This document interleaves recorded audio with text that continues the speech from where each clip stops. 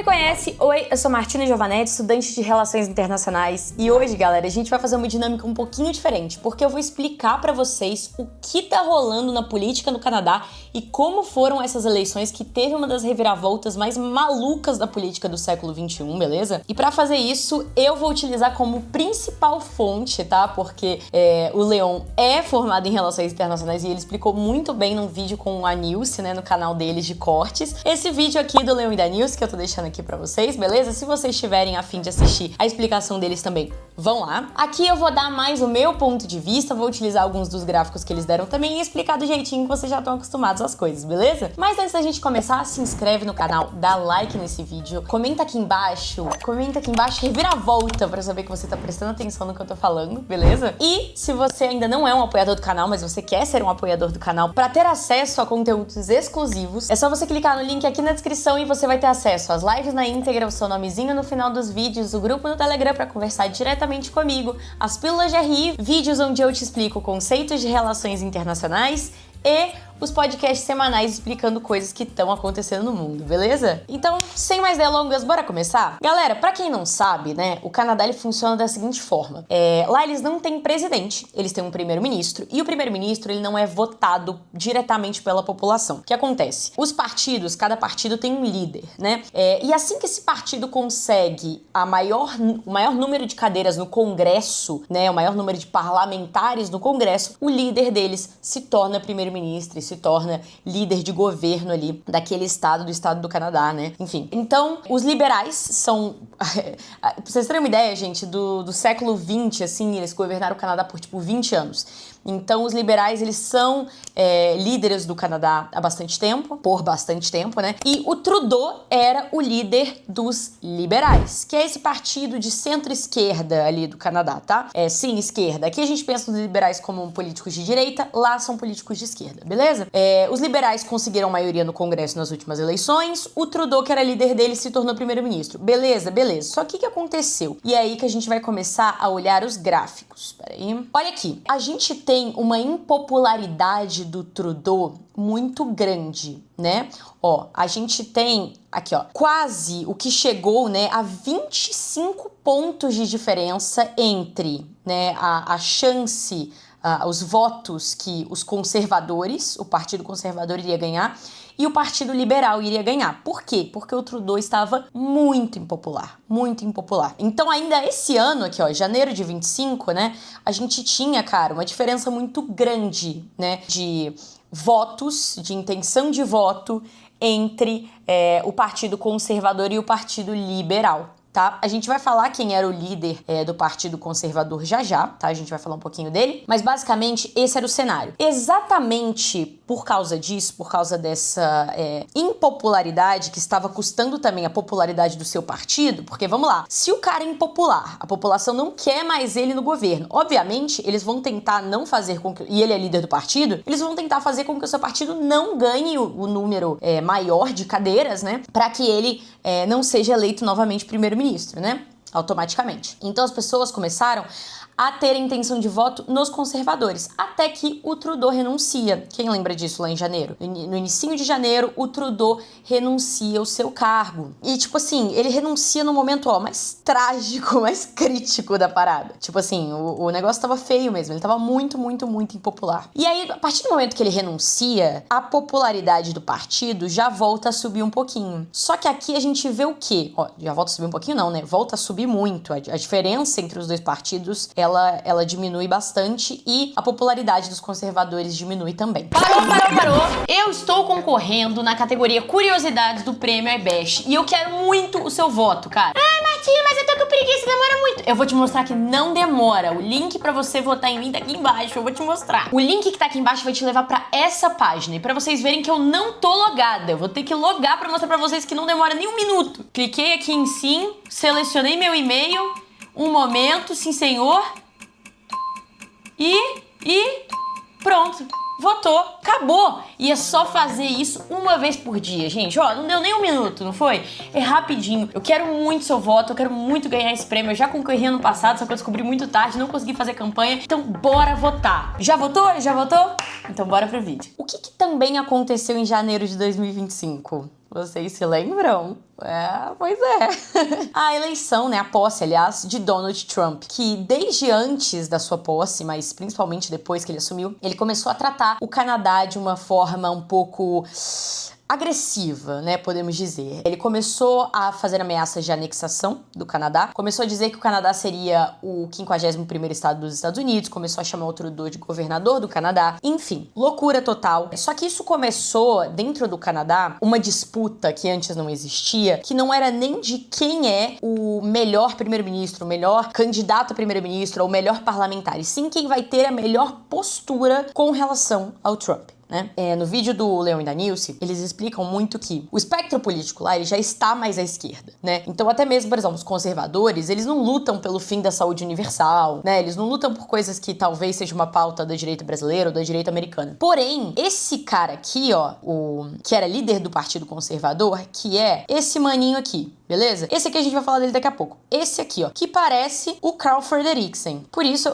o nome dele é Poilievre, mas eu vou chamar ele de Carl Frederiksen, pra vocês conseguirem entender melhor. Mentira. O Poilievre, ele era o líder do Partido Conservador, né, durante toda essa eleição. E o cara é um político de carreira, ele passou a vida toda na política. E assim, Martina, ele é de direita? Ele é de direita, tá? Porque os conservadores no Canadá, eles são de um centro-direita ali, direita. Porém, ele não é necessariamente um cara trumpista, sabe? Tipo assim, ele não é um cara que vai lutar contra o fim da saúde pública no Canadá, que vai apoiar a anexação do Canadá pelos Estados Unidos. Ele não é um cara que necessariamente se coloca como um representante do Trump, por exemplo, nos Estados Unidos. Ao contrário de outros políticos, como é o exemplo da governadora de Alberta, que é o estado mais conservador do Canadá, né? Mais direitista, mais trumpista do Canadá. Que, inclusive, estava querendo se anexar aos Estados Unidos. É loucura. Estavam querendo se emancipar do Canadá e se anexar aos Estados Unidos, porque eles são muito trumpistas. Mas, enfim, isso é outro ponto. O ponto é, o Poilievre, que era o líder desse partido aqui, novamente, não era um trumpista. Porém, ele utilizou muito da tática de discurso e da tática de política do Trump.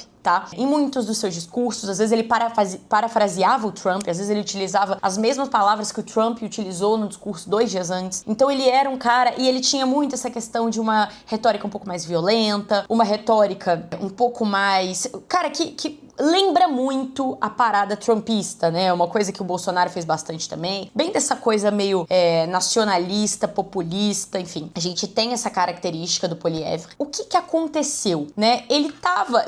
Isso aqui não é nem uma popularidade dele, era mais uma impopularidade do Trudeau, tá? Porém, ele era um cara, ok, político de carreira, tava há 25 anos no Congresso, todo mundo conhecia a figura política dele, não era um cara estranho pra política canadense. Então, mano, todo mundo tava achando que os conservadores iam destruir. Porém, quando o Trudeau renunciou e o Trump assumiu e começou a falar tudo isso, colaram. E aí eu vou mostrar pra vocês um ad. Eu vou mostrar esse ad aqui antes, tá? E aí depois a gente fala. Mas olha isso aqui. Isso aqui foi uma propaganda feita pelo Partido Liberal contra o Poilievre. Nessa primeira parte eles falam como você pode falar pelo Canadá se você fala igual o Trump.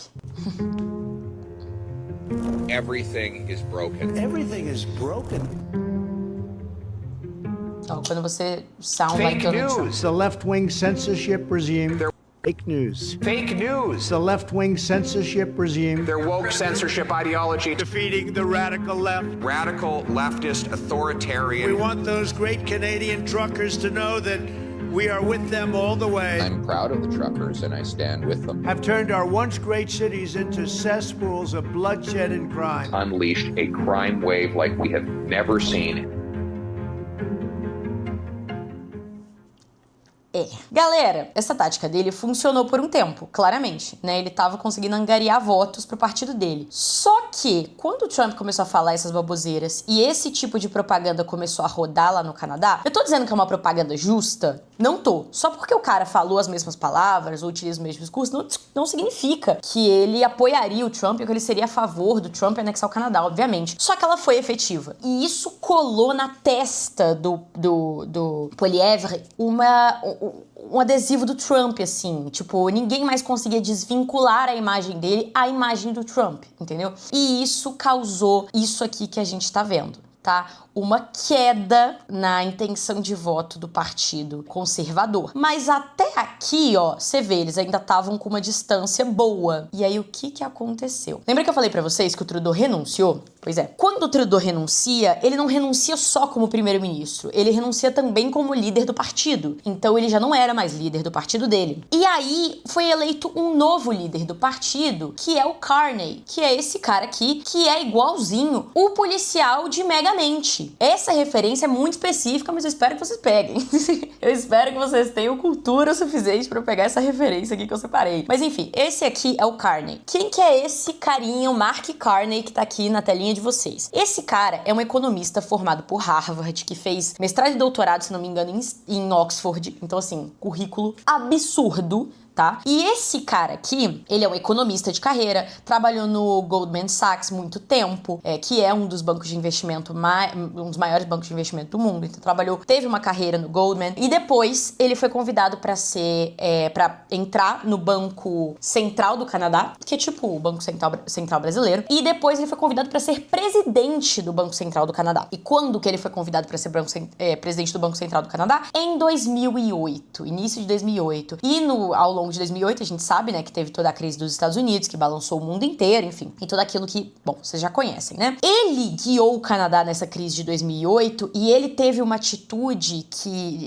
tarifária, ele fez escolhas, né, tomou rumos com as tarifas e com, enfim, os juros e a inflação, enfim, gente, que eu não vou conseguir explicar tão bem quanto o Leon, por exemplo, porque o Leon, ele é mais focado nessa parte da economia, eu não sou tanto, então eu não consigo explicar exatamente o porquê foi, mas o que eu sei, tá, é a política, a forma que ele tratou da crise de 2008 se tornou exemplar, tá? Então o Canadá se tornou exemplo naquela época de como lidar com uma crise como a de 2008, né, de proporções globais. E ele fez sua fama, né? Então ele ficou de 2008 até 2013 no Banco Central do Canadá. Por que ele saiu, Martina? Porque ele foi convidado para ser presidente do Banco da Inglaterra. Apenas, tá, galera? E um detalhe, ele foi a primeira pessoa não britânica a ocupar esse cargo na história. Então, assim, o cara tava com uma moral absurda, beleza? Enfim, esse foi o cargo que foi designado a ele. E ele fez isso, então ele assumiu em 2013. E ele fez isso, comandou, né, a Grã-Bretanha, o Banco da Grã-Bretanha, durante o Brexit. Então, de novo, uma crise muito grande, né? E a Grã-Bretanha só não se afundou mais por causa desse cara. Então, ele foi muito importante pra esses dois momentos e, obviamente, ele se tornou uma figura muito conhecida e muito respeitada no meio econômico. E ele não é um cara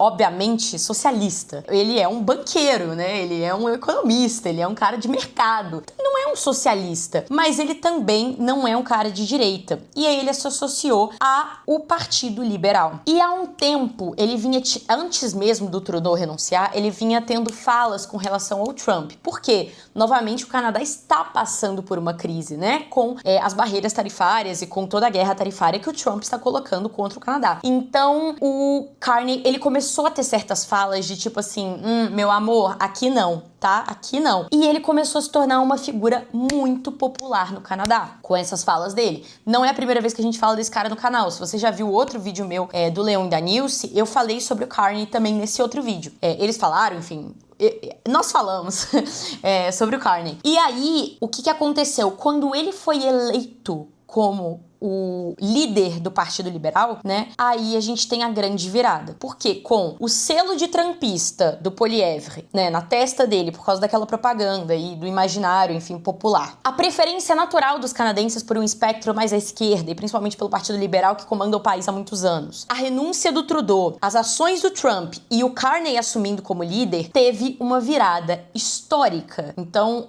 os liberais, eles acabaram superando os conservadores e acabaram novamente elegendo o primeiro-ministro, que no caso agora é o Carney, né? O Mark Carney, que é o segurança de Megamente, tá? Então esse aqui é o novo primeiro-ministro do Canadá, que estava contra o Poilievre, que é o Carl Frederiksen, beleza? E, gente, pra vocês terem uma ideia, o Poilievre foi tão feio que ele não conseguiu nem se reeleger ao parlamento canadense. Ele não é só que ele não foi eleito a primeiro-ministro, ele não conseguiu se eleger nem a cadeira dele no parlamento, sendo que ele estava no parlamento há 25 anos. Então, assim, foi uma virada grotesca, muito bizarra. Desse jeito, e esse foi uma coisa que o Leon apontou, né? E aí, vamos lá. O que a gente tem agora no parlamento canadense? E aí, essa outra imagem aqui. A gente tem 169 cadeiras dos liberais, 143 dos conservadores, 23 do Bloc Québécois, que é a galera que manda mais ou menos nessa parte. Essa galera, gente, é meio separatista, porque quer que o Quebec se separe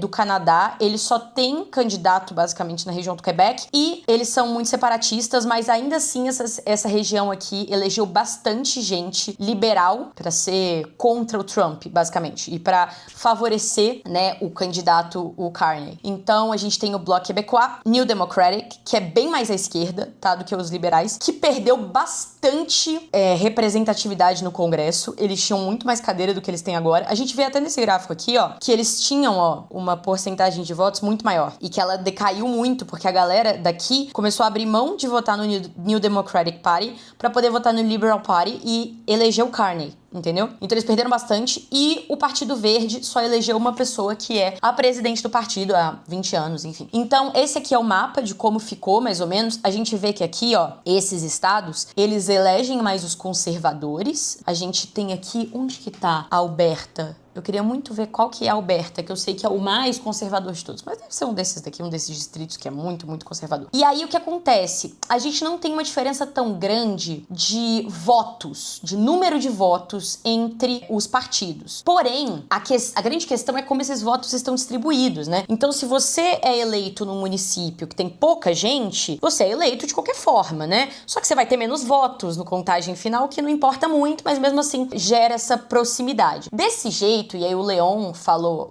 sobre isso no vídeo, né? Parece muito que o Canadá se assemelha aos Estados Unidos no sentido de ser um país bipartidário, né? De ser um país onde dois partidos dominam a política. E normalmente não é bem assim. Como eu disse pra vocês, o Bloc Québécois perdeu cadeiras, o New Democratic perdeu cadeiras. Nenhum outro partido de direita, a não ser os conservadores, conseguiram cadeiras no Congresso, o que normalmente eles têm, tá? Eles têm representantes no Congresso. Nenhum outro partido de direita no Canadá conseguiu. Então, normalmente a gente tem uma distribuição mais variada de votos. Só que essa questão do Trump, ela dividiu muito o país. Então, assim, às vezes eu faço, né, vídeos sobre o Trump e tal, falo muito sobre o assunto e as pessoas viram e falam assim: ai, mas que chata, por que você fica falando tanto dos Estados Unidos? Ai, você mora no Brasil. Por causa disso, gente, porque a política dos Estados Unidos, ela muda a política do Brasil, do mundo inteiro, né? O Canadá, óbvio, vizinhos ali, vai afetar o México, mas afeta o Brasil também. E eu acho que isso é uma tendência internacional, assim. Os novos líderes, eles não vão ser apenas eleitos pela sua qualidade de liderança e pelas suas propostas, e sim pela forma que eles têm pra poder combater o Trump, né? Que tá atacando, tá tirando pra todo lado e atacando o mundo inteiro. Então, aí a gente teve essa virada histórica. Os liberais ainda não têm maioria, porque eles precisam de 172 pra ter maioria, então falta 3 pessoas pra eles terem maioria. Então, provavelmente eles vão fazer uma coalizão ali com o New Democratic, com o Partido Verde, até mesmo com o Bloc Québécois, que não é um partido necessariamente de esquerda, é um partido meio isolado, assim, enfim, é meio dúbio. Então, os conservadores provavelmente vão se colar aqui no Bloc Québécois e os liberais vão tentar fazer alianças com o New Democratic e o Partido Verde. Mas é uma dualidade que, assim, há muito tempo não acontecia no Canadá, tá? Pelo que o Leon falou no vídeo, acho que mais